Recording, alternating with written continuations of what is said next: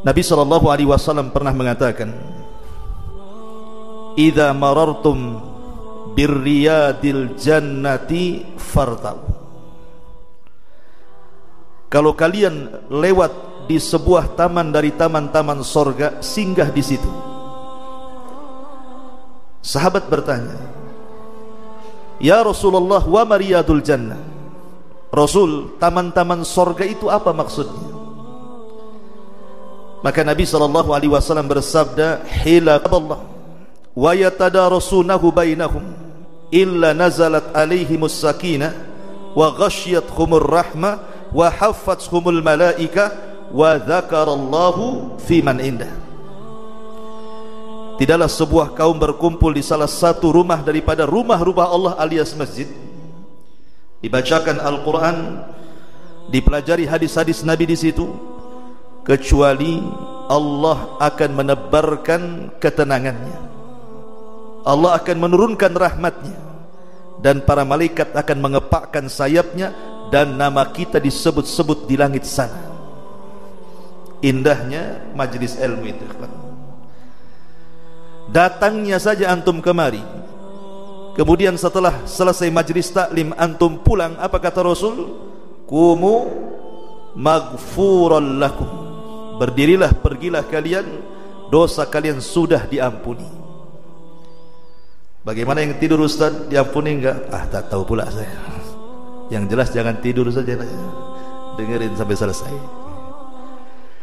Pembahasan di malam hari ini sebagaimana dijanjikan, kita akan membahas tentang fitnah akhir zaman. Artinya bicara soal huru-hara hari kiamat. Tapi tentu fitnah akhir zaman bukan hanya bicara soal tanda-tanda kiamat saja. Banyak persoalan nanti kita akan bahas, karena memang kita sendiri berada di akhir zaman. Kita tahu bahwa Nabi SAW adalah Nabi yang terakhir. Jika tidak ada umat setelah umat Rasul, maknanya kita dengan kiamat itu sudah dekat, karena tidak ada umat lagi. Wajar kalau Nabi SAW mengatakan, "Ana was-sa'ah kahataini," kata Rasul, saya dan hari kiamat seperti ini, saking dekatnya. Dengan mengisyaratkan dua jari, saya dan hari kiamat seperti ini, kata Rasul. Artinya ketika Rasul SAW mengisyaratkan seperti itu, menunjukkan bahwa diutusnya Nabi SAW sendiri adalah bagian daripada tanda-tanda sudah dekatnya kiamat. Ditambah-tambah menurut para ulama 90% lebih tanda-tanda kiamat kecil itu sudah berlaku. Hanya beberapa persen saja yang tersisa. Artinya tinggal menginjak kepada tanda-tanda kiamat besar. Tetapi karena tanda-tanda kiamat besar ini sama pertanyaannya dengan kapan kiamat, sehingga kita tidak bisa memprediksi. Tidak bisa kemudian kita mencocok logi, karena banyak sebagian orang yang berusaha kemudian tahu kecuali Allah. Bertanya soal kapan tanda-tanda kiamat besar sama dengan bertanya kapan kiamat, karena Rasul kan tidak menyebutkan waktunya. Ketika Nabi SAW bicara soal kiamat saja, Rasul hanya menyebutkan harinya saja, kan? Hari Jumat. Hari Jumat itulah Allah Subhanahu wa taala menciptakan Adam. Hari Jumat itu Allah memasukkan Adam ke sorga. Hari Jumat Allah keluarkan Adam dari sorga. Dan hari Jumat juga Allah wafatkan Adam, dan hari Jumat juga Allah bangkitkan kiamat. Hanya disebut harinya saja. Adapun tanggal, kemudian bulan, kemudian tahun, tidak ada yang tahu kecuali Allah. Makanya dalam hadis yang panjang sekali, hadis Jibril namanya, ulama menyebutnya induk hadis. Kalau Al-Fatihah itu induk Quran, tapi kalau induk hadis itu hadis Jibril. Kan semua ada induknya. Al-Quran disebut induknya Al-Fatihah. Kata Rasul, la salata illa bi ummil kitab. Tidak ada solat kecuali dengan menggunakan induknya Al-Quran. Apa induk Al-Quran? Al-Fatihah. Kenapa Al-Fatihah menjadikan induk Al-Quran? Karena seluruh Al-Quran itu rangkuman daripada surah Al-Fatihah. Quran itu kan terbagi tiga. Sepertiga bicara tauhid, sepertiga bicara hukum, sepertiga bicara akhlak. Dan itu semua ada dalam surah Al-Fatihah. Tetapi kalau bicara induk hadis, berarti bicara soal hadis Jibril yang datang kepada Nabi SAW bertanya soal Islam, bertanya soal iman, bertanya soal ihsan, dan semua dijawab Nabi. Jibril bertanya soal Islam, Rasul menjawabnya. Jibril bertanya soal iman, Rasul menjawabnya. Jibril bertanya soal ihsan, Rasul menjawabnya. Tapi ketika Rasul ditanya soal kiamat, Rasul tidak jawab. Apa kata Rasul? Mal mas'ulu anha bi'a'lama minas sa'il. Orang yang ditanya tidak lebih paham dibandingkan orang yang bertanya. Maknanya aku dan engkau wahai Jibril sama-sama tidak tahu. Tidak tahu. Saya dan engkau tidak tahu. Kalau Rasul tidak tahu kapan kiamat, Jibril tidak tahu kapan kiamat, muncul pula orang mengatakan tahu kiamat. Kemarin nih kan 2022 ya, akan terjadi dukhon, asap tebal di langit. Rupanya tak terjadi. Alhamdulillah tak jadi kiamat. Berarti meleset lah kan. Karena tidak bisa diprediksi kiamat itu. Memang persoalan pertanyaan kapan kiamat itu, semua para nabi disibukkan dengan pertanyaan itu. Kaumnya Nuh datang kepada Nuh dan mengatakan, ya Nuh, kapan kiamat? Kaumnya Ibrahim datang kepada Ibrahim dan mengatakan, ya Ibrahim, kapan kiamat? Kaumnya Nabi Saleh, Nabi Syuaib, seluruh para nabi disibukkan dengan pertanyaan kapan kiamat. Termasuk Nabi kita Muhammad SAW. Datang Arab Badui kepada Nabi SAW dan mengatakan, ya Rasulullah, mata sa'ah? Rasul, kapan kira-kira kiamat? Rasul tidak mau menjawab. Orang ini bertanya lagi, Rasul, kapan kiamat? Rasul tak mau menjawab sampai 3 kali. Akhirnya Rasul marah dengan mengatakan, wa ma'adatta laha. Dari tadi kau bertanya soal kiamat, kiamat, kiamat. Apa yang kau siapkan tentang kiamat? Jadi pertanyaannya bukan kapan kiamat, tapi apa yang kau siapkan untuk kiamat? Apa yang kau siapkan? Karena pertanyaan kapan kiamat itu apa maksudnya? Apakah ingin melihat bagaimana kemudian gunung dihancurkan, langit digulung, bintang dijatuh-jatuhkan, air lautan diluapkan, bumi digempakan? Untuk itukah kita bertanya kapan kiamat? Kadang aneh, ada sebagian orang ketika terjadi perang Palestina dengan Israel hari ini, mereka meminta seolah-olah kalau bisa Imam Mahdi sudah muncul, kalau bisa Dajjal di situ, perang aja sekalian. Apa Anda sudah siap mengalami kiamat itu? Sehingga minta disegerakan, hebat sekali. Padahal Nabi SAW mengatakan apa? Kata Nabi SAW, badiru bil a'mal fitanan kakita'il lailil mudlim, yusbihur rajul mu'minan wa yumsi kafira, au yumsi mu'minan wa yusbihu kafira, yabi'u dinahu bi aradin minat dunya. Kata Rasul, bersegeralah kalian melakukan amal saleh sebelum datang fitnah musibah seperti potongan malam yang sangat gelap, yaitu seseorang pada waktu pagi dia beriman, sore sudah kafir, sore beriman, pagi pula kafir. Mereka menjual agama mereka dengan harga yang sangat murah.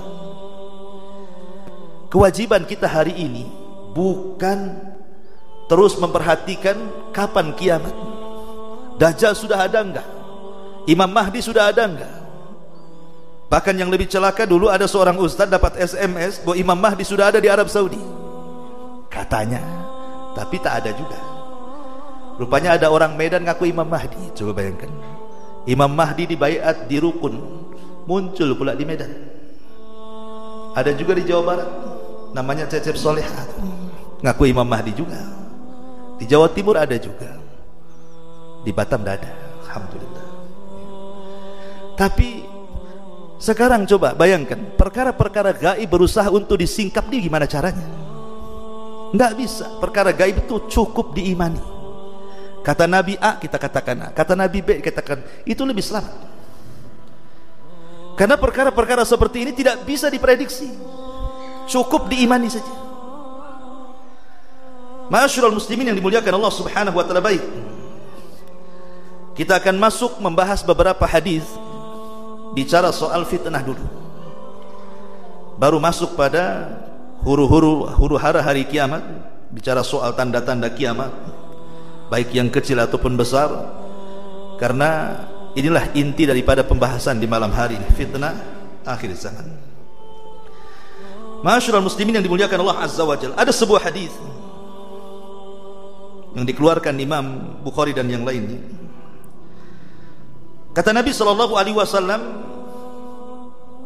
badiru bil a'mali, badiru bil a'mal, afwan, badiru bil a'mali sab'an, hal tantadiruna illa maradan mufsida, au haraman mufannida, au ghinan mutghiya, au faqran munsiya, au mautan mujhiza, au dajjal fasyarru ghaibin yuntadhar, au as-sa'ah fas-sa'atu adha wa amar. Riwayat ini oleh sebagian para ulama dilemahkan, seperti Syekh Nasiruddin Al-Albani rahimahullahu taala dalam kitabnya Ahadits Adh-Dhaifah melemahkan riwayat ini. Tetapi secara makna benar, karena dikuatkan oleh beberapa riwayat yang lainnya. Kata Nabi sallallahu alaihi wasallam, bersegeralah kalian untuk banyak-banyak beramal sebelum datang 7 perkara. Pertama, kata Nabi sallallahu alaihi wasallam, hal tantadiruna illa maradan mufsida. Jangan sampai kita belum beramal sudah datang sakit yang merusak, atau kepikunan yang menjadikan dia tidak bisa beramal,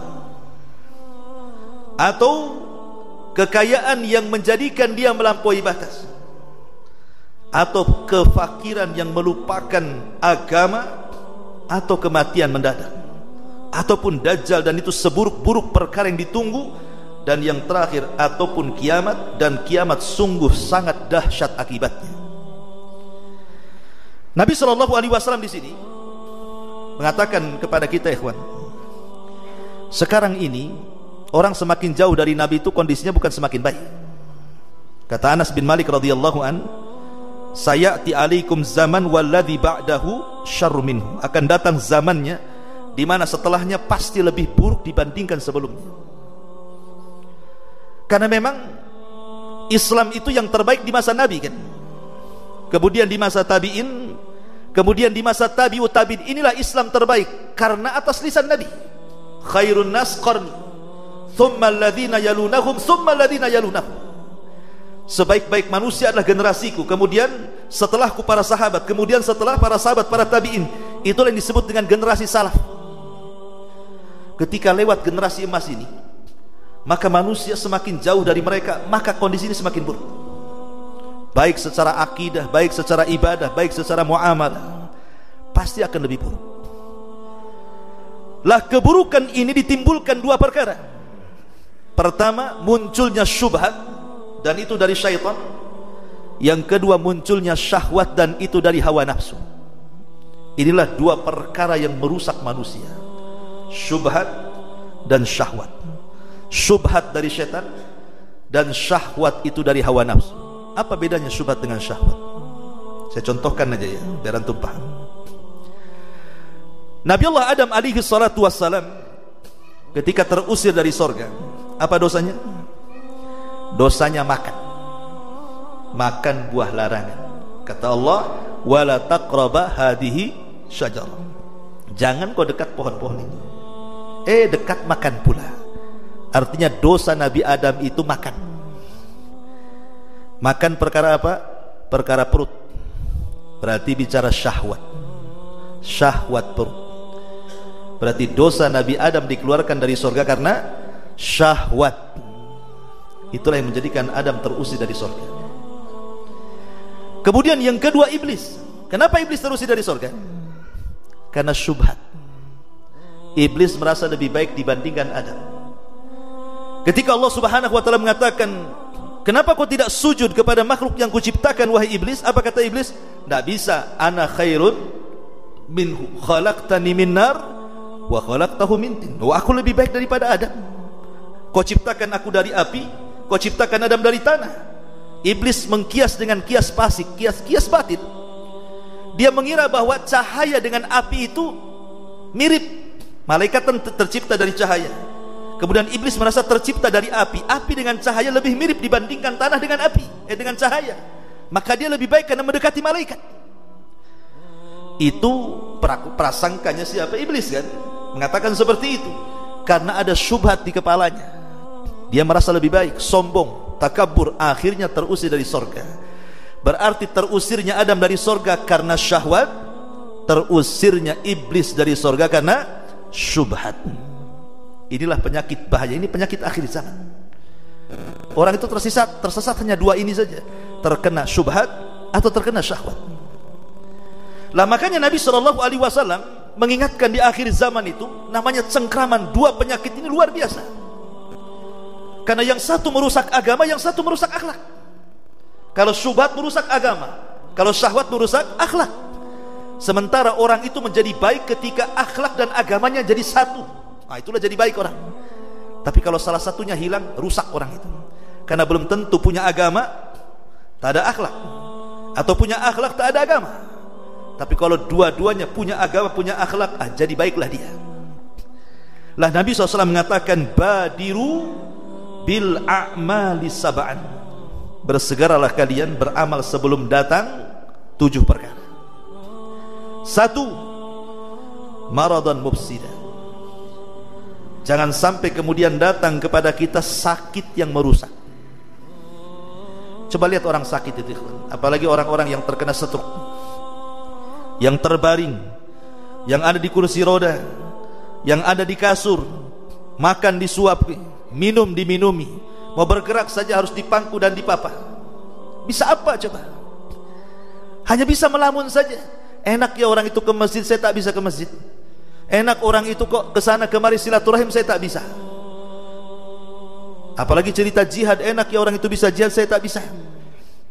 Lah mumpung kita belum sakit dan sehat, gunakan kesehatan ini sebagai amal soleh kita. Kata Rasul, ni'matani maghbunun fihima katsiru minan nas, as-sihhatu wal faragh. Dua nikmat yang selalu dilupakan manusia. Pertama kesehatan dan yang kedua waktu luang. Maka alhamdulillah antum sehat, bisa hadir di majelis taklim. Jangan sampai nunggu sakit baru kepikir mau ngaji. Waktu sehat ya ngajilah. Oke, Anda selamat daripada sakit yang merusak. Sekarang apa selamat ke yang kedua? Haraman mufannida. Kepikunan yang merusak. Coba ikhwan, orang pikun itu kan sama dengan anak-anak gak berakal kan. Kadang-kadang kita ini anak merawat orang tua yang pikun masih mending merawat anak kecil yang tidak berakal. Sama-sama tidak berakal itu sebenarnya itu. Orang pikun kan tidak berakal karena sedikit gila kan begitu ya, karena gak ada akalnya. Anak kecil juga sama gak berakal, tapi kita suka merawat anak kecil dibandingkan orang tua. Kenapa? Kalau merawat anak-anak ada lucu-lucunya. Atau merawat orang tua ada lucu-lucunya? Yang ada dongkol lah, apalagi orang tuanya cerewet. Yang ada doainnya enggak kan. Kapan lah bapak mati ini gitu. Jadi orang pikun ini susah. Dan orang oke lah dia selamat dari pikun. Apa dia selamat dari yang ketiga? Au ghinan mutghiyah. Kekayaan yang melampaui batas. Terkadang orang itu ketika miskin ikhwan, dia ingin kaya. Karena dia sudah ngaji, kononnya sudah hijrah, dia sudah berpikir itu, saya kalau kaya, saya akan kuasai harta, saya akan buat masjid, saya buat pesantren, saya buat ini, buat itu, macam-macam di kepala dia. Itu masih miskin. Ketika Allah Subhanahu wa taala takdirkan jadi kaya, mungkinkah dia menguasai harta? Tidak, harta yang menguasai dia. Itulah yang disebut oleh para ulama bahwa kekayaan itu sirru tughyan, rahasia bejatnya orang. Makanya Allah mengatakan, kalla innal insana la yatgha an ra'ahus taghna.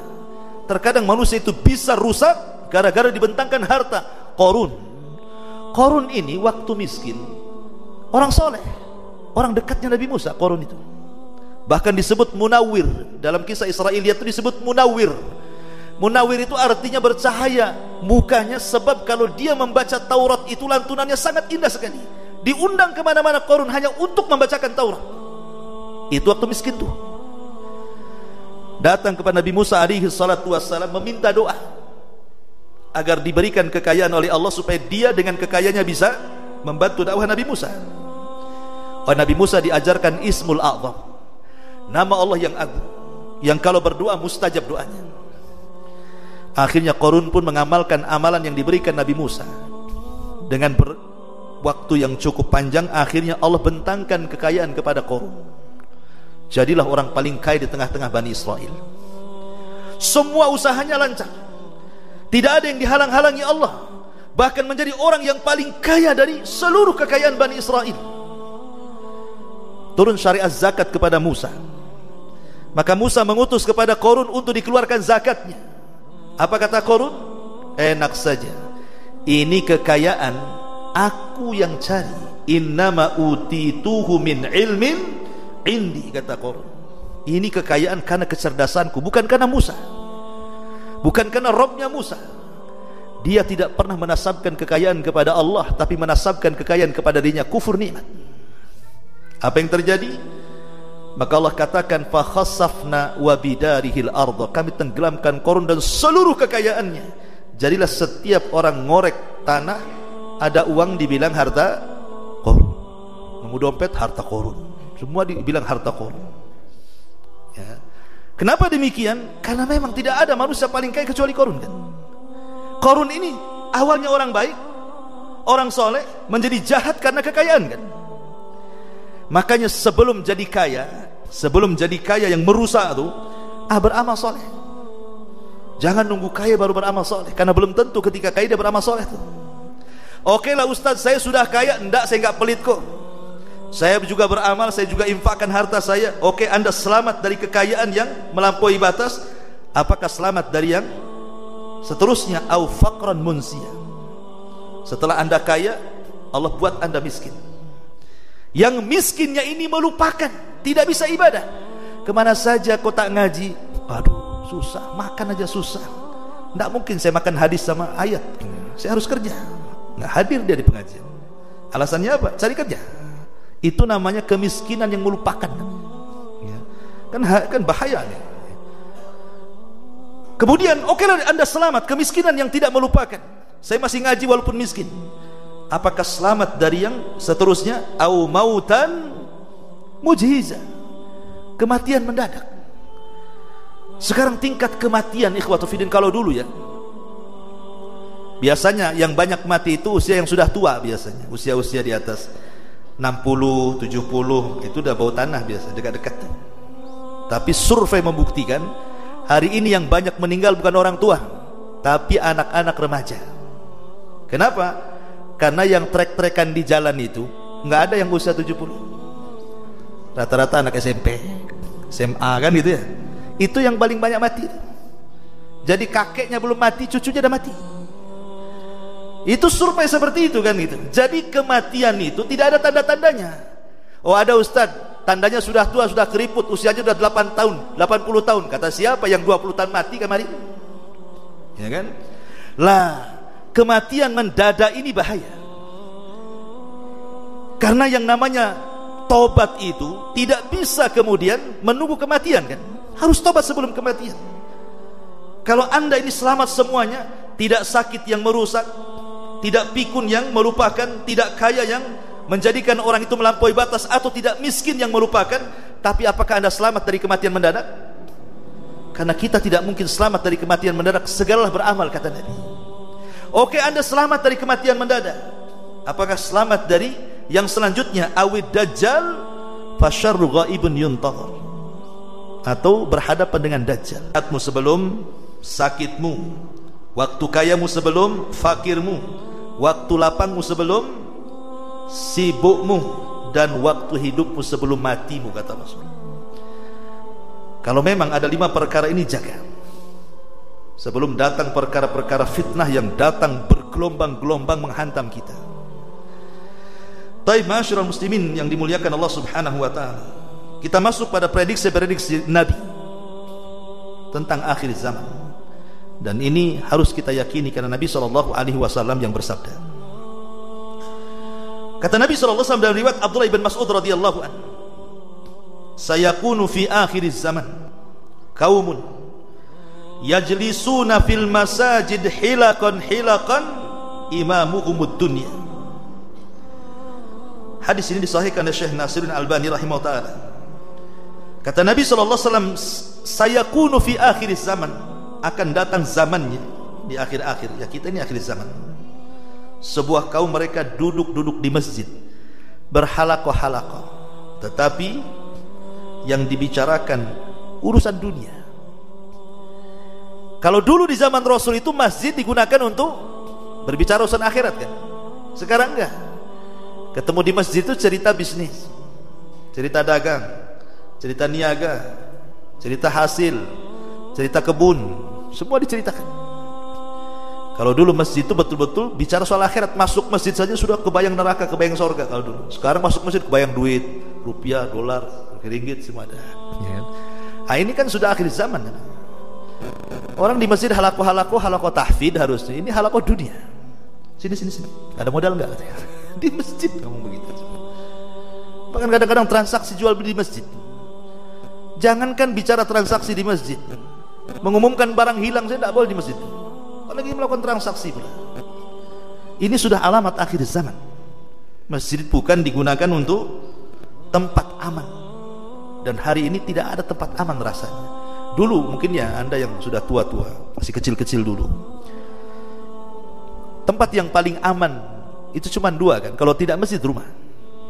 Tapi dua-duanya sekarang tak aman kan. Masjid aja dikunci, takut jam dinding hilang, mikrofon hilang, kotak infak digondol orang, nggak aman lagi. Kadang-kadang orang pura-pura sholat di masjid atau keluar bawa kotak infak kan. Ya seperti itu, sudah nggak ada aman lagi di masjid itu. Di rumah juga sama. Sekarang tidak ada tempat aman di dunia ini, karena masjid saja sudah tempat orang itu sudah berani melakukan kejahatan. Na'udzubillah tsumma na'udzubillah. Kalau tempat Baitullah, rumah Allah saja sudah tidak aman, mau cari kemana lagi keamanan coba? Dan ini sudah akhir zaman. Ini yang pertama. Kemudian juga yang kedua, hadis Abu Hurairah radhiyallahu anhu. Nabi SAW mengatakan, ya'ti 'alan nas zamanun la yubali ar-rajulu min aina asaba al-mal min halalin aw haramin. Akan datang zamannya kepada manusia, kata Rasul, manusia tidak peduli ketika mencari harta itu, apakah dia dapat harta dengan cara yang halal ataukah dia mencari harta dengan cara yang haram. Yang penting kaya di zaman sekarang, mau sikut kanan kiri depan belakang, yang penting dapat uang. Ini sudah datang zamannya. 14 abad Rasulullah mengatakan seperti ini. Akan datang zamannya manusia tidak akan peduli cara mengambil harta, apakah dengan cara halal ataukah dengan cara haram. Dan sekarang terbukti kan. Bahkan ada orang yang membuat kaidah, Ustaz, jangan cerita halal, yang haram aja susah katanya. Padahal yang halal lebih banyak dibandingkan yang haram. Kenapa dia ngomong bicara seperti itu? Makanya kalau kita lihat apa yang diprediksi Nabi SAW ini, sebenarnya sudah ada juga di zaman Rasul, tapi kan tidak sedahsyat hari ini. Contoh umpamanya, ketika Nabi SAW hijrah dari Mekah ke Madinah, kan Rasul itu melihat kota Madinah atau Yathrib di kala itu ekonomi dikuasai siapa? Yahudi. Pasar besarnya itu dikuasai Yahudi. Adapun kenapa Yahudi masuk Madinah itu panjang ceritanya. Tapi yang menguasai pasar ekonomi di zaman itu adalah orang-orang Yahudi. Lah Nabi SAW melihat berbagai macam kecurangan yang dilakukan orang-orang Yahudi itu, sampai turun surah Al-Mutaffifin. Wailul lil mutaffifin alladzina idza qalu 'alan nasi yastawfun wa idza kaluhum aw wazanuhum yushirun ila akhir ayat. Rasul mulai mengingkari kecurangan-kecurangan itu. Sehingga Rasul mengatakan ketika melihat kecurangan-kecurangan dagangnya orang-orang Yahudi, mengatakan nanti akan datang zamannya Manusia akan kembali seperti itu, tidak peduli dengan halal dan haram. Coba. Mulai mengurangi takaran, mengurangi meteran, mengurangi timbangan, curang dalam berdagang, gharar, riba, zalim dan semua antum transaksi dengan bank. Kita masuk dalam lingkaran setan. Bahkan riba sudah ada di pagar-pagar rumah orang, sudah ada di pohon-pohon kelapa, sudah ada di pohon-pohon pisang. Silakan pinjam dengan bunga yang ringan, semua ada. Di mana-mana riba. Bayangkan, saya pikir riba di bank saja, rupanya di pohon pisang ada, tempel di situ. Berarti kita sholat isya dulu. Habis sholat isya kita lanjut ya. Taib ya. Masih panjang masalahnya sampai jam 11 insyaallah ya. Ya subhanallah bihamdika asyhadu an la ilaha illa anta astaghfiruka wa atubu ilaik. Wallahu ta'ala. Assalamualaikum warahmatullahi wabarakatuh. Wa ma wala wala haula wala quwata illa billahi wa ba'du. Karena pembahasan masih panjang, kalau kita membahas dalil atau membaca setiap tanda kiamat satu hadis, sementara banyak tanda-tanda yang kita akan jelaskan, tentu akan makan waktu banyak. Maka saya akan ringkas saja. Mana-mana yang perlu diberikan keterangan kita kasih keterangan, yang tidak kita lewat saja biar cepat. Itu terbagi menjadi dua. Ada yang disebut dengan alamat as-sa'ati sughra, tanda-tanda kiamat kecil. Dan di sana ada alamat as-sa'atil kubra. Ada sughra, ada kubra. Ada akan terulang. Karena sudah terjadi, tidak akan terulang lagi. Yang kedua, akan terus terjadi dan terus terulang sampai kiamat dibangkitkan. Kemudian yang ketiga, belum terjadi apalagi terulang. Dan yang keempat, tanda-tanda kiamat kecil yang terjadi di sela-sela tanda-tanda kiamat besar. Jadi tanda-tanda kiamat kecil ada 4. Sudah terjadi dan tidak mungkin terulang. Yang kedua, akan terus terjadi dan terulang. Yang ketiga, belum terjadi dan akan terjadi dan pasti terjadi sebelum tanda-tanda kiamat besar. Dan yang keempat, dia terjadi tetapi di sela-sela tanda-tanda kiamat besar. Contohnya seperti penghancuran Ka'bah. Itu kan tanda kiamat besar, tanda kiamat kecil, tapi peristiwanya di tengah-tengah tanda-tanda kiamat besar. Adapun tanda-tanda kiamat besar ada 10, nanti kita akan jelaskan. Kita akan masuk tanda-tanda kiamat kecil dulu. Ma'asyiral muslimin yang dimuliakan Allah Subhanahu wa taala, tidak perlu pakai angka, kita sebutkan langsung saja. Bi'tsatun Nabi sallallahu alaihi wasallam, belah bulan ini gimana caranya? Tapi apakah Nabi SAW menolak? Tidak. Nabi berdoa kepada Allah Subhanahu wa taala, kemudian mengisyaratkan telunjuknya, tiba-tiba terbelah bulan itu jadi 2. Dari sini Allah mengatakan iqtarabatis sa'atu wan syaqqal qamar. Telah dekat hari kiamat ketika bulan terbelah menjadi 2. Yang satu tetap di porosnya, yang satu jatuh persis di atas Jabal Abi Kubais. Tapi apakah orang-orang musyrik beriman setelah mereka berjanji kalau Rasul bisa membelah bulan, mereka beriman? Tidak juga. A'angdzartahum am lang tungzirhum la yu'minun. Ada kaum diperingatin atau tidak, akan beriman. Itulah orang musyrik. Kemudian wafatun Nabi, wafatnya Nabi SAW, ini pun tanda-tanda kiamat kecil. Dan tidak ada wafat yang paling menyedihkan melebihi wafatnya Nabi. Tepat pada hari Senin, tanggal 12 bulan Rabiul Awal tahun 11 Hijriah, di kota Madinah, Nabi SAW meninggal dunia. Dan itu tanda-tanda kiamat. Kemudian wafatus sahabat adalah tanda-tanda kiamat. Karena Nabi SAW mengatakan an-nujumu amanatun lis-sama. Ingat, bintang itu sebagai pengaman langit. Kalau masih ada bintang, langit cerah, langit indah, langit bertabur bintang. Tapi kalau langit sudah tanpa bintang, menakutkan. Ada apa? Terus Rasul mengatakan wa ana amanatun li ashabi, saya pengaman sahabatku. Fa idza dhahabtu ana ata ashabi ma yu'adun. Kalau aku pergi akan terjadi masalah dengan sahabat. Betul, Rasul pergi, mulai banyak perpecahan di tubuh para sahabat. Wa ashabi amanatun li ummati fa idza dhahabu ay as-sahabah ata ummati ma tu'ad. Sementara sahabat itu pengaman umatku, kata Rasul. Kalau sahabat sudah enggak ada, masalah dengan umat.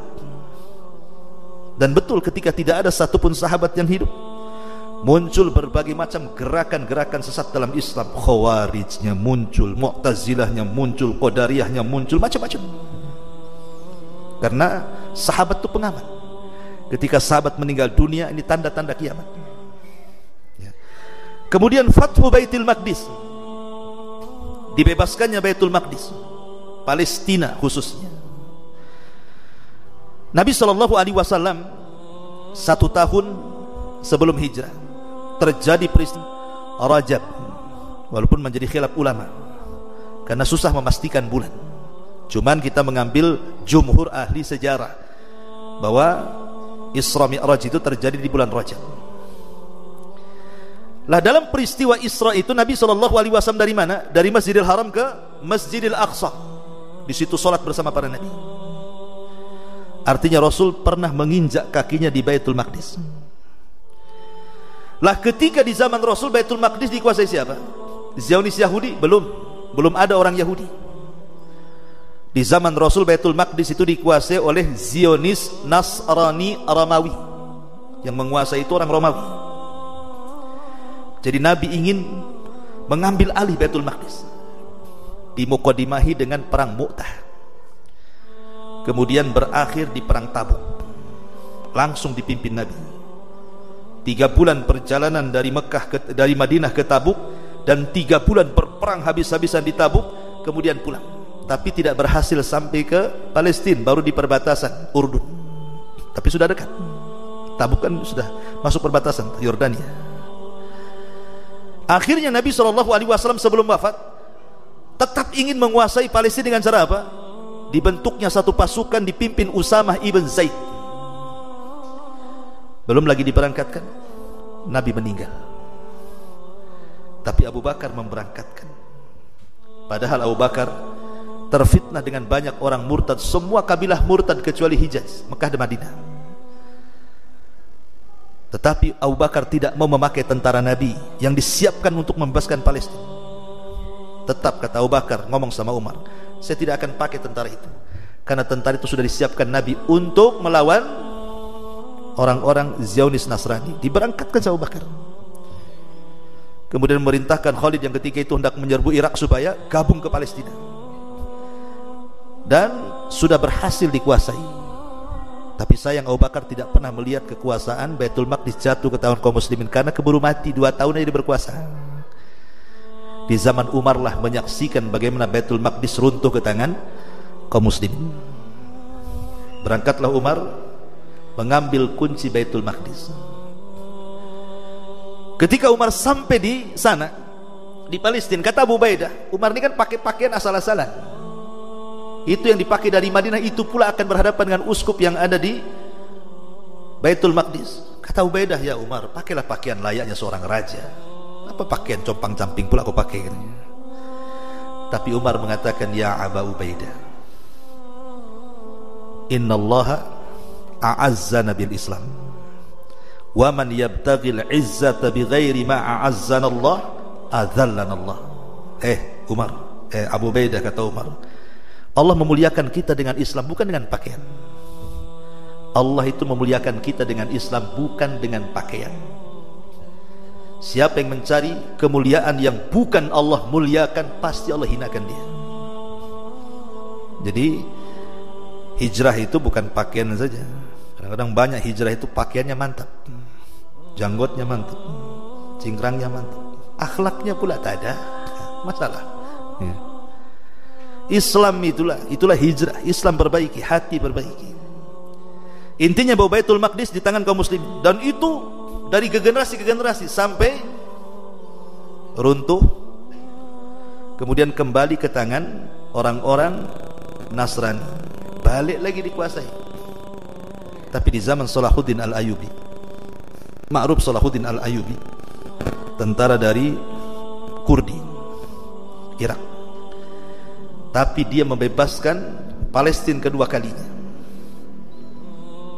Terus sampai akhirnya dikuasai lagi orang-orang Yahudi hari ini. Jadi Palestina itu dari dulu gitu saja, dikuasai kaum muslimin, direbut lagi orang kafir, dikuasai kaum muslimin, direbut lagi orang kafir. Makanya kalau ada yang berpikir, nih Palestina kalau merdeka kiamat, kata siapa? Dari dulu Palestina juga pernah di tangan kaum muslimin, tak kiamat-kiamat.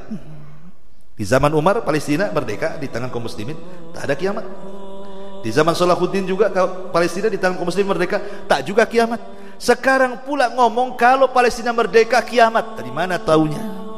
Ngomong Palestina itu biasa dipegang kaum muslimin, nanti direbut lagi orang kafir, dipegang. Ya seperti itu Palestina.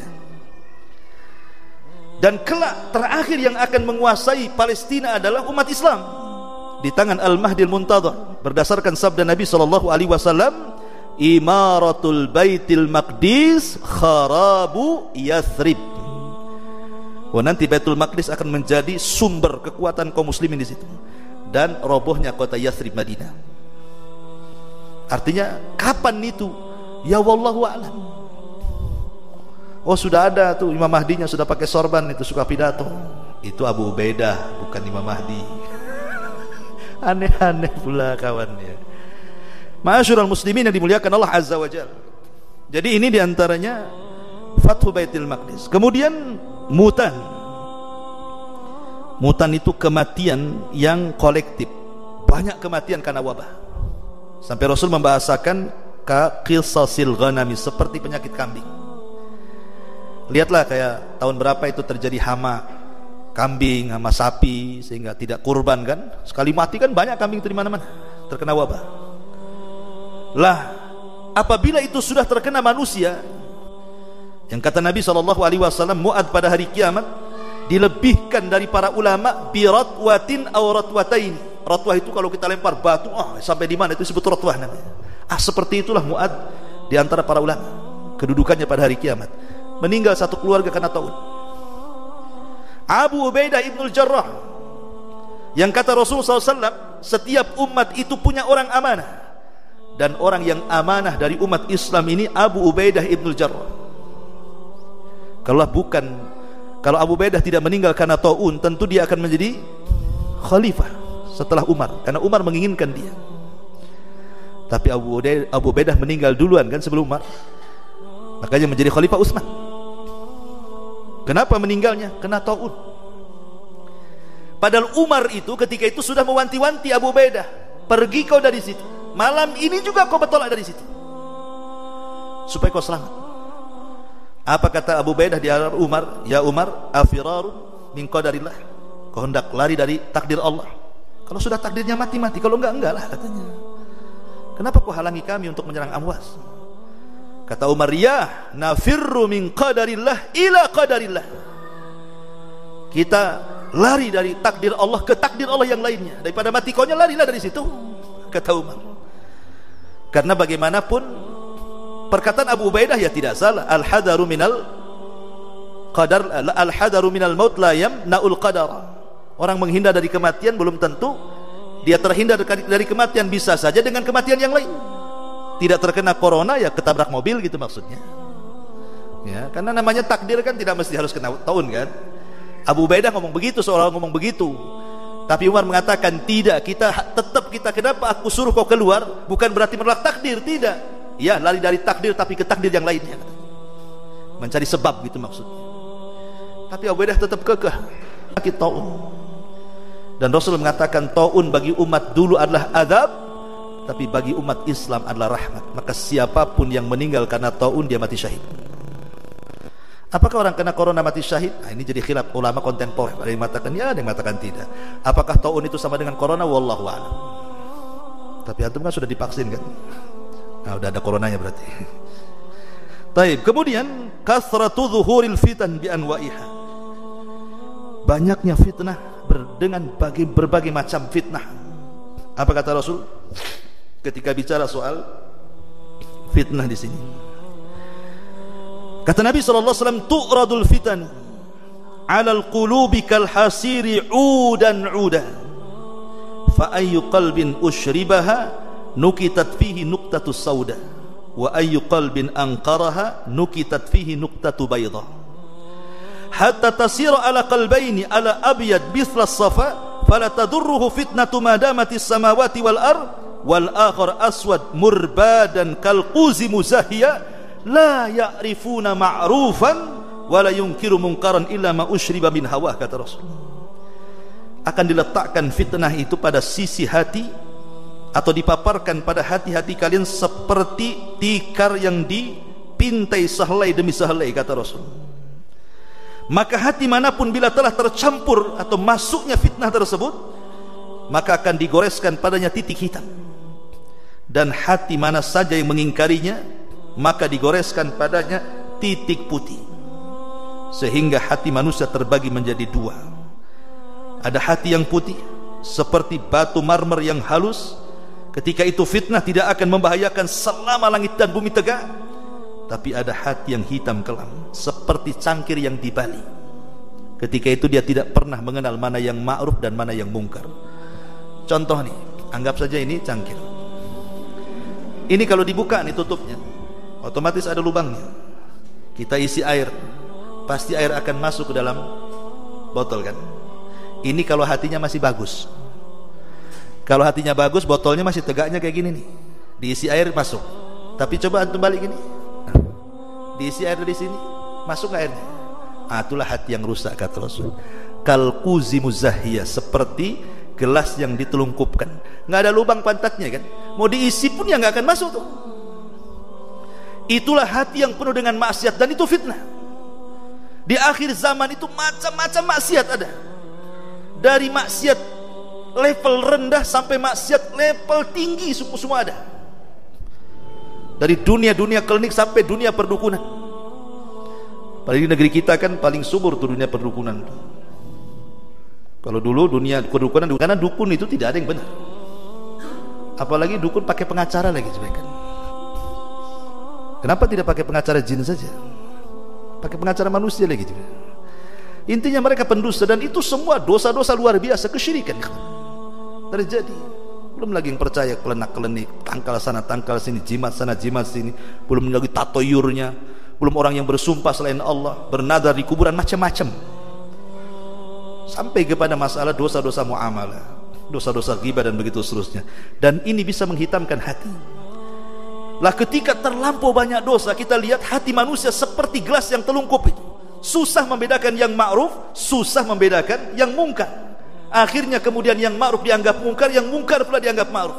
Itulah yang disebutkan oleh Nabi SAW, yusaddaqu fiha al-kadhib wa yukadzabu fiha as-sadiq.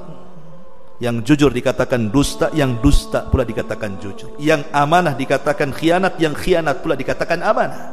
Pencitraan. Apalagi musim politik hari ini. Ma'asyiral muslimin yang dimuliakan Allah Azza wa Jalla, apalagi cerita kejujuran ini cerita yang luar biasa. Di zaman Umar saja, kejujuran itu menjadikan sebuah perkara yang menakjubkan. Coba bayangkan, satu hari Umar ini, bahasa saya belusukan ya, belusukan kalau kepala negara masuk ke got-got itu belusukan ya kan ya. Tapi Umar gak bawa wartawan ya, jadi gak tahu beritanya. Jadi Umar tuh belusukan malam-malam. Umar ini kan salah satu khalifah yang peduli dengan rakyatnya. Jadi dia padang pasir itu disulap menjadi tenda-tenda. Jadi siapapun orang-orang dari daerah yang ingin ngadu nasib ke kota, mungkin kalau sekarang ke Jakarta lah kan itu oleh Umar itu disediakan tenda-tenda, tinggal di situ. Ya, kalau sekarang apartemen lah, dulu tenda lah. Listriknya dipasok, makanan dipasok gitu ya. Itu di zaman Umar tuh. Rupanya listrik itu kan dijatah tuh, anggaplah jam 10 mati. Jangan dihidupkan karena itu listrik milik negara. Ketika Umar lewat di situ, ada satu tenda itu kok masih nyala lampunya. Harusnya jam 10 mati kok masih nyala. Heran Umar, kenapa tidak taat dengan peraturan? Didekatilah tenda itu. Rupanya dalam tenda itu ada percakapan seorang ibu dan anak putrinya. Umar dengar saja. Mereka berdua tak tahu ada Umar di balik tenda. Kata ibunya, nak, besok kita jual air susu, kita tambah dengan air mineral biar banyak untungnya. Kita tambah aja air putihnya dengan air susunya. Kata anak putrinya, jangan bu, Amirul Mukminin melarang tidak boleh curang dalam berdagang. Kata ibunya, kan Amirul Mukminin tidak tahu, padahal ada di sampingnya tuh. Tidak tahu, dia tidak tahu kok katanya. Kata putrinya, bu, walaupun dia tidak tahu, tapi Amirul Mukminin itu punya Tuhan, dan Tuhan dia Tuhan kita juga. Umar ketika mendengar anak perempuan itu berkata jujur seperti itu, takjub, langsung pulang dia. Dikumpulkan semua anak-anak putranya, Abdullah ibn Umar, Qasim ibn Umar, banyak anak putra Umar. Apa kata Umar? Siapa di antara kalian yang siap menikah? Tiba-tiba Qasim mengatakan, saya wahai Abi. Besok kita lamar. Di tenda itu ada bibit unggul tuh. Bayangkan, di bawahnya besok Qasim bin Umar dilamarkan orang yang ada di tenda itu. Bayangkan apa ibu yang mau curang itu apa nggak gelagapan gitu. Datangi Umar, disangka mau ditangkap karena curang. Umar mengatakan, nikahkan putrimu dengan putraku. Kagetlah. Akhirnya nikahlah Qasim bin Umar dengan anak putri wanita itu. Dari keduanya lahir seorang putri namanya Laila. Dari Laila ini lahir seorang Umar bin Abdul Aziz, Khalifah Islam, 2 tahun berkuasa. Tidak ada orang miskin di zamannya. Lihat bagaimana Umar bin Khattab radhiyallahu an, kejujuran itu di zaman itu luar biasa. Itu di zaman Umar, orang yang jujur itu bukan takjub. Di zaman Umar orang jujur langka, apalagi di zaman sekarang. Kok cerita jujur ini gimana cerita? Di zaman Umar udah langka, di zaman sekarang makin tak ada. Lihat tuh foto anggota dewan tuh, siap jujur. Ngomong dubes dia bahasa. Dulu ada kisah itu, ada guru madrasah. Zaman dulu gaji kan masih rendah, 500 perak zaman dulu. Nah sampai 1 juta, 500 saja. Itu guru madrasah. 1 bulan dia tidak masuk 2 minggu karena sakit. Akhirnya tetap gajinya ketika akhir bulan tetap dikasih 500. Karena guru ini amanah, dia hanya masuk 2 minggu, dia kembalikan yang separohnya. Jadi dia ambil 250, yang 250 dikembalikan ke sekolah. Jujur dia. Kata kawannya, gila kau, itu uang, kenapa kau tak ambil? Itu kan uang, kenapa kau tak ambil? Kata dia, nggak mungkin lah saya ambil, saya kan cuma mengajar 2 minggu, ya saya kembalikan lah. Memang kau ini gila katanya. Kalau yang jujur saja dikatakan gila, cemana yang gila itu? Ya, kan masalah jadinya. Lah ini fitnah akhir zaman yang seperti ini, mengabur-ngaburkan, kan pencitraan saja orang. Ma'asyiral muslimin yang dimuliakan Allah Azza wa Jalla. Kemudian juga di antara asratus sa'ah adalah ikhbaru Muhammadin sallallahu alaihi wasallam an ma'rakati Siffin. Nabi SAW pernah menghabarkan tentang perang Siffin. Jadi satu hari Nabi SAW pernah menggendong 2 putranya, cucunya maksudnya, Hasan dan Husain.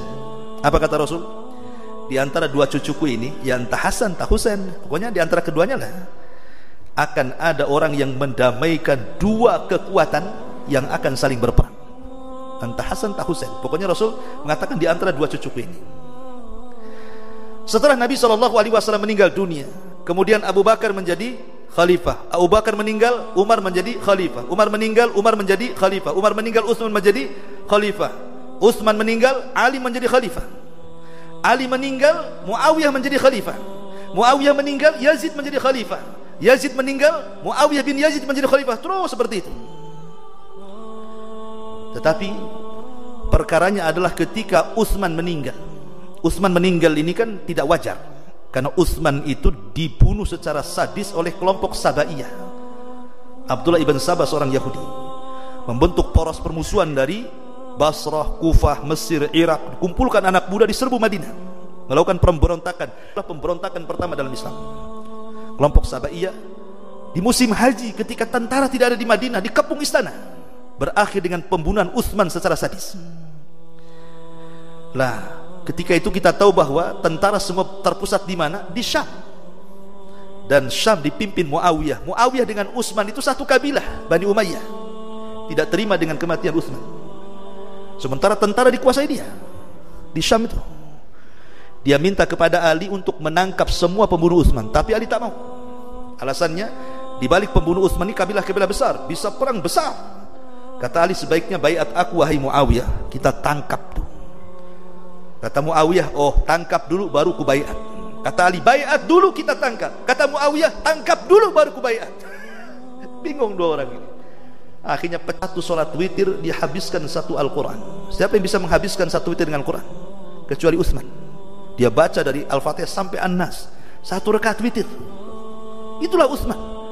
Sampai Utsman mengatakan, "Lau taharat qulubukum ma sabi'tu min kalami rabbikum." Kalau bersih hati kalian, tidak mungkin kalian kenyang untuk membaca Quran. Dituduh tidak mencintai Quran oleh Khawarij, dituduh kemudian dibunuh atas nama Quran. Nauzubillah. Ali juga sama, yang membunuh siapa? Abdurrahman bin Muljam, seorang Khawarij, atas nama Quran. Itulah Khawarij itu, hati-hati. Pemikiran-pemikiran Khawarij itu. Nanti karena Rasulullah SAW mengatakan nanti di akhir zaman ada anak-anak muda yang muda-muda jahil-jahil tapi sok-sokan agamanya, meremehkan solat kalian di antara solat mereka, puasa kalian dengan puasa mereka, baca Quran kalian dengan bacaan Quran mereka, tapi tidak sampai di tenggorokannya. Kalau engkau berjumpa dengan mereka, perangi mereka, karena dalam merangi mereka terdapat pahala. Khawarij, ya, rinciannya panjang lah kisah Khawarij itu. Harus ada pembahasan khusus karena sejarahnya panjang Khawarij ini. Ya. Intinya bahwa terjadinya perang Siffin ini sudah diwahyukan dan terjadi. Dan itu alamat kiamat. Ya. Kemudian juga khuruju ad'iyatin nubuwati wad dajjalina wal kadzabi. Munculnya nabi-nabi palsu. Munculnya nabi-nabi palsu itu di awal-awal dakwah Rasul tidak ada. Maksudnya periode Mekah itu tidak ada orang yang berani mengaku nabi palsu. Baru setelah akhir-akhir umur Nabi, ketika Rasul sudah hampir-hampir, nggak ada yang mau ngaku Nabi. Nabi asli aja dimusuhi. Baru setelah periode Madinah, Nabi menguasai Mekah, Nabi menguasai Madinah, ada kerajaannya, semua tunduk sama Nabi. Orang dari jauh, enak juga ya jadi Nabi, kata, dihormati orang. Dia nggak tahu prosesnya jadi Nabi. Jadi orang yang ngaku Nabi itu sudah akhir-akhir itu. Setelah Rasulullah meninggal, muncul Al-Aswad Al-Ansi dari Yaman, muncul Muslim Al-Kadzab dari Yaman, muncul Tulaihah, bahkan ada seorang wanita namanya Sajah bintul Haris ngaku juga Nabi. Itu di zaman Nabi semua tuh. Tapi yang dua tobat dan baik Islamnya, Sajah dan Tulaihah. Tapi Al-Aswad Al-Ansi dan Musailamah Al-Kadzab, dua-duanya diperangi kaum muslimin dan ditumpas di zaman Abu Bakar Siddiq radhiyallahu anhu. Bahkan Musailamah Al-Kadzab satu hari kedatangan Amr ibn As. Amr bin As ini belum masuk Islam karena telat masuk Islamnya. Setelah 20 tahun baru masuk Islam dia. Jadi Islam itu sudah 20 tahun lewat. Dia dan Khalid bin Walid baru masuk Islam. Masuk Islam di tahun ke-7 Hijriah. Bayangkan, periode Mekah enggak masuk Islam, Rasul hijrah enggak mau masuk Islam. Baru setelah Rasul 7 tahun, artinya kan sudah lewat 20 tahun tuh Khalid dan Amr bin As baru masuk Islam tuh. Dia namanya hidayah. Kadang hidayah cepat, kadang lambat. Jadi Amr bin As satu hari bertandang ke rumah Musailamah Al-Kadzab, si nabi palsu itu. Kata Musailamah, "Ya Amr, kau kan tetangganya si Muhammad. Kira-kira wahyu Muhammad?" "Oh," kata Musailamah, "iya, semalam juga Jibril yang datang ke Muhammad, dia pun turun ke aku," katanya. Dia pun menyampaikan wahyu. "Ah," kata Amr bin As, "cemana bunyinya?" katanya. Mulai dia berbunyi, "Ya Difda binta Difda aini niki mata niki fa inna asfaluki fil ma wa a'laki fit tin," katanya. Kodok, anak putra kodok, katanya. Surat kodok namanya. Mengodoklah kau paling rendah. Nabi Rajal ibn Unfa ini diutus oleh Rasul untuk mengirim surat. Maksud surat itu menasihati Musailamah agar bertobat. Di tengah jalan Rajal ibn Unfa membawa surat dari Nabi, meninggal pula Nabi. Meninggal Nabi itu. Kemudian dia sampai ke Musailamah Al-Kadzab. Yang harusnya surat itu disampaikan kepada Musailamah Al-Kadzab, malah disembunyikan surat itu, malah kemudian ngobrol empat mata, tiba-tiba jadi pengikut Musailamah. Entah dijanjikan jabatan, entah dijanjikan apalah, pokoknya kontrak politik lah gitu. Antara Rajal ibn Unfa, murtad akhirnya. Hidayah milik Allah. Pada sudah bermula zaman bersama Rasul, Al-Baqarah hatam, ketika ditawari deal-dealan politik dengan Musailamah Al-Kadzab, langsung dia murtad. Rajal ibn Unfa ini. Ini sekali lagi saya catatan, ini memang riwayat ini dilemahkan para ulama. Tapi syahidnya di sini bahwa hidayah itu milik Allah. Jangan merasa kita aman, kita tidak akan bergeming. Jangan salah, hati ini yang membolak-balikan Allah. Dari sini belajarlah istiqomah. Dan banyak-banyak berdoa, ya muqallibal qulub tsabbit qalbi ala dinik, tsabbit qalbi ala ta'atik. Baik. Kemudian juga di antara tanda-tanda kiamat yang lain adalah duhur rijalul zalama yadribuna an-nasa bisiyat. Munculnya orang-orang zalim, penguasa-penguasa zalim, yang mereka biasa tidak pernah meletakkan hilangnya amanah, wa kathratul haraji, banyaknya pembunuhan. Dan ini yang terjadi sampai kata Rasulullah apa? Orang yang membunuh la yadri fi ma qatal. Orang yang dibunuh la yadri fi ma qutil. Kata orang yang membunuh, kok bisa ya aku bunuh? Kata orang yang dibunuh, kenapa aku bisa dibunuh? Itu bahasanya, orang yang membunuh tidak tahu kenapa alasan dia membunuh, dan orang yang dibunuh makin bingung kenapa aku bisa dibunuh, katanya. Karena masalah parkir bunuh-bunuhan, masalah utang bunuh-bunuhan, masalah pacar bunuh-bunuhan, masalah ketersinggungan bunuh-bunuhan. Sekarang bunuh-bunuhan itu Masya Allah. Padahal kalau kita bercerita orang bunuh-bunuhan itu, ada yang membunuh dan yang dibunuh dua-duanya masuk surga. Ada yang dibunuh dan yang membunuh dua-duanya masuk neraka. Ada yang membunuh masuk surga, yang dibunuh masuk neraka. Ada sebaliknya. Nah, gimana tuh? Ya. Ada 4 pula di sini. Yang membunuh dan yang dibunuh dua-duanya masuk surga. Seperti apa? Seperti contohnya umpamanya orang-orang yang berjihad, kemudian orang kafir membunuh kita, kita mati syahid. Setelah membunuh kita, taubat pula dia, masuk Islam, kemudian perang, dia pula yang syahid. Orang yang dibunuh dan yang bunuh dua-duanya masuk surga. Orang yang membunuh dan yang bunuh dua-duanya masuk neraka. Itulah yang dikatakan Rasulullah apa? Al-qatilu wal maqtulu finnar. Yang dibunuh, kalau yang membunuh masuk neraka, iya Nabi, yang dibunuh kasihan lah yang masuk neraka. Iya, karena dia apes saja. Coba dia yang tak apes, dia yang bunuh, katanya. Dua-duanya masuk neraka, kata Nabi. Tapi ada orang yang dibunuh masuk surga, yang membunuh masuk neraka. Seperti perang tadi, umpamanya orang mukmin dengan orang kafir kan. Orang Islam dibunuh oleh orang kafir, dia masuk surga. Tiba-tiba dia dibunuh juga di atas kafiran, ini masuk neraka dia. Atau sebaliknya. Itulah hukum bunuh-bunuh.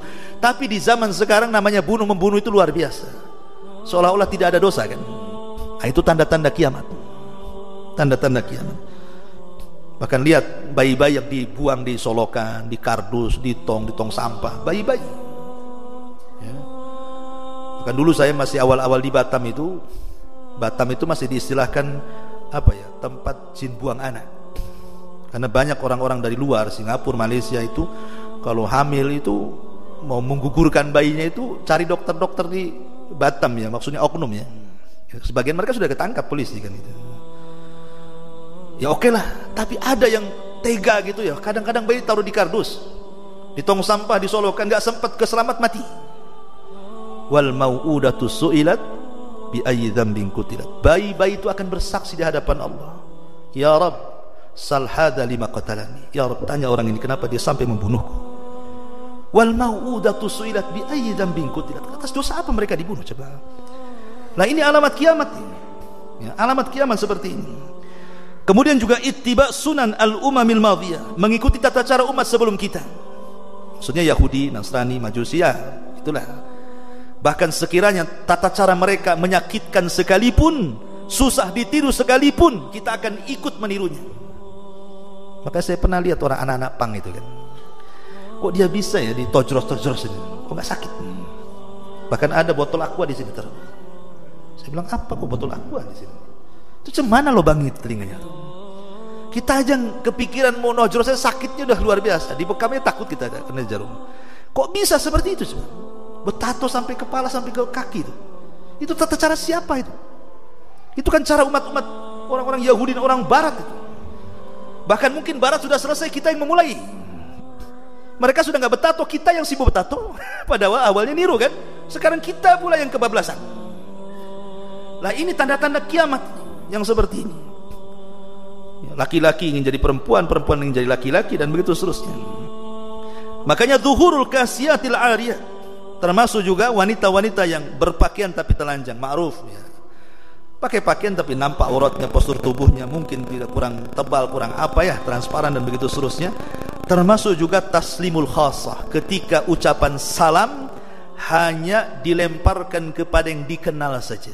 Oh, kalau satu pengajian dari jauh, Assalamualaikum, Waalaikumsalam akhi, gitu. Kalau bukan pengajiannya biasa aja, permisi, permisi pula, tak ada salam. Gimana pula? Masalahnya gini Ustaz, kalau orang yang enggak kenal saya salami Assalamualaikum, tak dijawab, malah nanya, kamu kenal kapan sama ana, katanya. Bayangkan coba, malah ditanya gitu. Makanya malaslah saya salam, katanya. Tidak, ucapkan kepada yang dikenal atau yang tidak dikenal. Karena Allah yang mengatakan kepada Adam, fa innaha tahiyyatuka wa tahiyyatu ummatika min ba'dik. Ketika Adam baru saja ditiupkan ruh, Allah mengatakan idhab ilal malaika, pergi kau kepada malaikat sana, ucapkan salam. Maka Adam pun mengucapkan salam. Itulah pertama ucapan diucapkan Adam setelah alhamdulillah bersin. Assalamualaikum. Waalaikumsalam. Kata Allah, itulah penghormatanmu dan penghormatan bagi umatmu. Maka ucapan salam itu sudah ada sejak zaman Nabi Adam diciptakan. Maka jangan pernah meninggalkan. Kata Nabi SAW mengatakan kepada Anas, ya Anas, idza dakhalta ila ahli baitik, kalau engkau masuk kepada keluargamu, fasallim alaiha, ucapkan salam kepada mereka. Kenapa demikian? Karena itu adalah ucapan berkah untuk dirimu dan untuk keluargamu. Maka siapapun rumah yang ketika masuk tidak mengucapkan salam, dipastikan tidak ada berkah. Itu atas ucapan Rasul kepada Anas. Supaya berkah rumah kita, ucapkan salam. Ustaz, gak ada orang di rumah, nanti saya ucapkan salam ada bunyi pula jawaban. Tenang, yang jawab malaikat. Tetap kita ucapkan salam, nanti malaikat yang jawab. Sama ketika antum salam gini, sholat, Assalamualaikum, siapa yang jawab? Antum sholat sendiri di rumah, Assalamualaikum. Sempat ada Waalaikumsalam? Apa enggak? Keder antum kan itu. Dan masalah jadinya. Itu malaikat jawab, tenang saja, ada yang jawab. Tapi yang jelas bahwa tanda-tanda kiamat itu taslimul khassah, ketika salam itu hanya diberikan kepada yang khusus saja. Salam ikhwan, salam saja. Nampak zahirnya muslim, Assalamualaikum. Ini enggak. Ada sebagian kita itu gara-gara beda pengajian lah salam wala kalam, wah parah itu ya. Kemudian musyarakatul mar'ati zaujuha fit tijarah, berserikatnya wanita dan laki-laki dalam berniaga. Kalau zaman dulu wanita itu ya murni di rumah kan itu ya, memang ibu rumah tangga, memang sorga mereka di rumah. Sekarang tidak. Saya waktu ngisi kajian di radio itu banyak pembantu-pembantu Singapura itu yang perempuan banyak curhat ya, itu suaminya di kampung ini siapa laki-laki siapa yang perempuan kan. Nah, ini sudah tanda-tanda kiamat. Harusnya yang meraksanya kan gitu. Akhirnya yang hak dikatakan batil, yang dikatakan batil. Ini bahaya. Kalau sampai seseorang membayar saksi yang bukan saksi sehingga dia bisa bersumpah dengan sumpah palsu, itu zalim. Terkadang orang yang tidak berhak dipenjara akhirnya dipenjara. Terkadang harta yang tidak boleh diambil akhirnya terampas. Terkadang nyawa yang harus dilindungi akhirnya terbunuh gara-gara putusan pengadilan, gara-gara saksi bayaran. Kan bahaya tuh, saksi-saksi bayaran itu. Makanya Rasul dengan tegas, ala wa qaulu zur, ala wa qaulu zur, sambil bangkit Rasul mengatakan, ingat jangan ada persaksian dusta. Ma'asyiral muslimin yang dimuliakan Allah Azza wa Jalla, termasuk juga ta'allumul ilmi li ghairi, putra beliau Ibrahim. Sehingga Rasul ketakutan, sahabat makin takut lagi. Disangkanya gerhana matahari total itu karena kematian Ibrahim, karena bertepatan masalahnya. Tapi turun wahyu. Kemudian Rasul SAW berceramah di hadapan para sahabat, bukan gerhana itu, bukan karena kematian, juga bukan karena kehidupan. Dia adalah tanda-tanda Allah mengutus untuk menakut-nakuti kalian. Salatlah kalian, perbanyak sedekah, perbanyak istighfar, dan begitu seterusnya. Kemudian Rasul mengatakan di hadapan para sahabat agar mereka melaksanakan salat kusuf, berkhutbah salat kusuf, kemudian menceritakan tentang apa yang dilihat di neraka. Intinya bahwa di zaman itu gerhana jarang, tapi di zaman sekarang hampir tiap tahun. Gerhana itu kan kata Rasulullah SAW apa? Wa manursilu bil ayati illa takhwifa. Tidaklah kami mengutus tanda-tanda itu untuk menakut-nakuti manusia. Harusnya ketika terjadi gerhana takut kita. Ini enggak selfie sama gerhana. Mulanya di sana coba kan. Orang harus takut dengan gerhana, ini enggak. Makanya kita lihat coba. Selalunya saya perhatikan, setelah gerhana pasti beberapa hari atau bulan setelahnya pasti terjadi musibah. Selalu. Coba antum perhatikan. Kalau hari ini gerhana, nanti beberapa minggu ada aja musibah. Tak gempa, tak banjir, tak apa. Karena yang ditakut-takuti tak takut itu masalahnya. Allah nakut-takuti, antum pula tak takut, kan kurang ajar temannya. Nah, boleh jadi itu penyebabnya kan. Karena Allah mengatakan wa manursilu bil ayati illa takhwifa. Nah, sekarang tiap tahun ada gerhana. Kemudian juga zuhurul masri, banyaknya orang-orang yang dirubah. Memang terjadi khilaf para ulama apa yang dimaksud dirubah itu, apakah orang ini dirubah menjadi bentuk yang lain? Ada yang mentafsirkan secara hakikatnya, karena di zaman Ibnu Hazm, ma'ruf ya, Imam Ibnu Hazm pengarang kitab Muhalla. Kata Imam Ibnu Taimiyah, tidak akan sempurna maktabah seseorang kalau tidak ada muhallahnya Ibnu Hazm. Jadi Imam Ibnu Hazm mengatakan di zaman dia bercerita dalam kitabnya tuh, ketika mentafsirkan, memberikan catatan kepada hadis Nabi SAW, orang yang mendahului imam maka kepalanya akan diganti dengan keledai. Jadi kata Imam Ibnu Hazm, di zaman dia ada orang yang kurang ajar, nyoba-nyoba hadis ini. Mana mungkin kepala saya jadi keledai kalau saya mendahului imam gitu. Betul-betul dia lakukan, sebelum imam bergerak dia sudah bergerak. Tahu-tahu habis sholat jadi keledai kepalanya. Itu kata Imam Ibnu Hazm. Artinya bahwa khasfun di sini mashun itu terjadi. Tapi ada yang mengatakan bukan, karena itu kan jarang-jarang yang seperti itu. Maksudnya mashun itu perubahan tabiat dari tabiat manusia menjadi binatang. Dan itu yang banyak kan. Sekarang banyak manusia itu seperti binatang kan, hanya makan, minum, tidur, berak, kencing, sudah. Enggak sholat, enggak zakat, enggak puasa, pokoknya kayak binatang kan. Apa bedanya dia dengan binatang kalau gitu? Maksudnya ada perubahan tabiat, itu maksudnya. Ada sebagian ulama mengatakan seperti itu. Kemudian juga zuhur fitnatil ahlas. Fitnah ahlas, sarra, duhaima, itu pembahasannya panjang. Termasuk juga